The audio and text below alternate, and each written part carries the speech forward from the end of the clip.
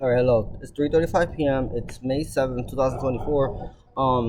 I just want to get to some current things. I wanted to say, dying fighting for the people of your country is the right way to die. Dying for your country is wrong. That means you don't know how to listen. You don't know how to do the right thing for the people of your country.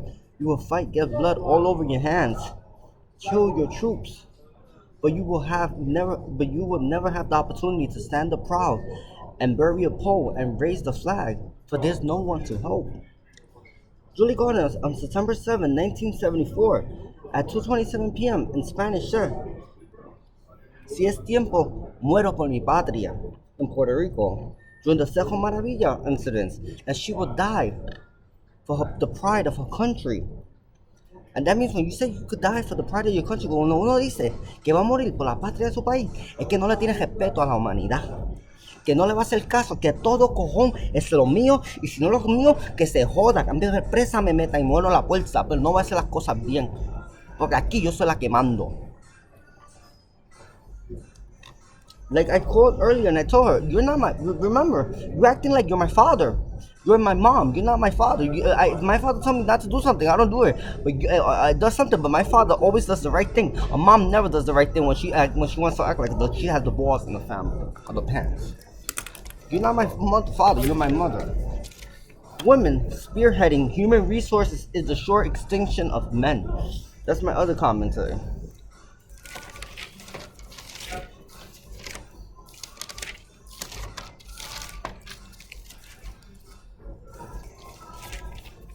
And then I have a topic to talk to you about. Oh, Morton Williams. I noticed they like to dry up people's EB. They how much was the total? 4.7. No, 7,232,412.13. They overcharge. They keep on doing that. Oh, I have to do your EBT. You guys, the guy that was working Morton Williams the other day, you guys fire him because supposedly he's not doing he doesn't know what to do in the register.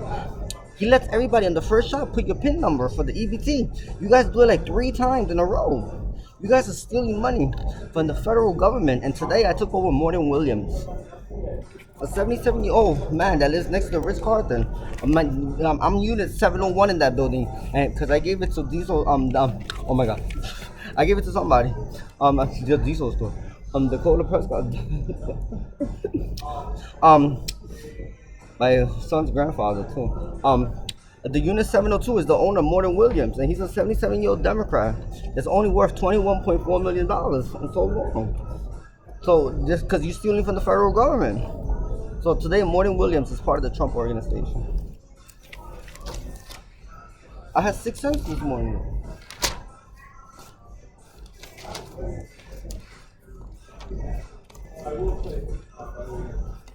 You see, Evelyn Julie Garland, the only people that steal. How many Democrats have stolen in politics to the federal government? And 1%, no, more than 1%, no, 0%. How much percentage of Democrats have stolen from the federal government in this country? 47.9%, including you.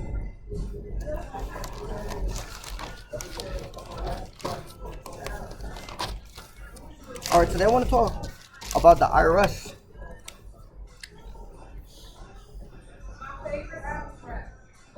Everybody talks about the Republicans are about abolishing the IRS, but how do we know that we should, as Republicans, how should we know that we should abolish the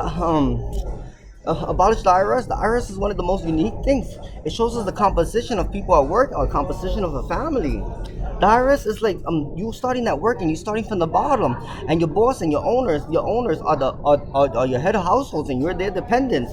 But when you try to be independent and you go into the workplace, you become head of households as well, and it's like filing a single or zero, whatever. And depending on what you file, the clients and the consumers you attend and work for, those are your dependents. So you gotta when you take care of your dependents, you gotta make sure they taking care of good, they're not abused, so you're not doing nasty to them. And when you take care of those dependents and you take care of those, you might do a good job. And then it's time for you to file as a family of jointer, and you find somebody because you did a good job, and you file jointer and you did a good job there, and you progress and you move up your way ladder up, and you start your own corporation or your limited liability company, and you only start your big business or you freelance. If you don't get along with nobody, you are creative and you do The IRS is a composition of a family. And it goes from there for corporation to conglomerate. And that's what we're trying to teach everybody. And then you have to pay your little share in your family when you all together to make it big. And to file those big taxes where we get big tax breaks, you know? When you make it big, that's when you get taxed. And everybody talks about why the rich people get taxed big, get tax breaks. And sometimes when you start a family, you have to be more specific about everything because there's medical expenses. You have to itemize, and you have to itemize receipts when you shop, and medical expenses and student expenses, and it's a deduction, and it shows you the whole. It shows you in the university and workplace. It's the whole composition. The IRS department is the same thing in every single place and facility if in your life. It's a composition of a family. The IRS.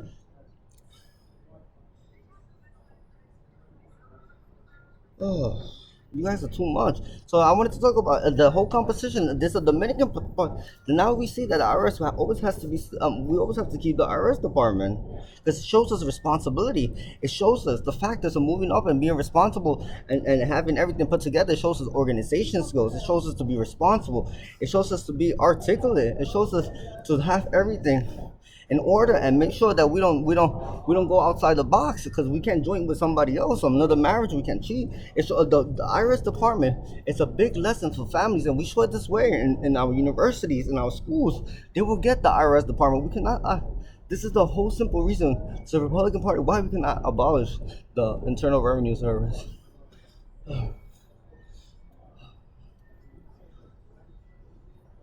All right, so one example is the Republican Dominicans from the Dominican Republic.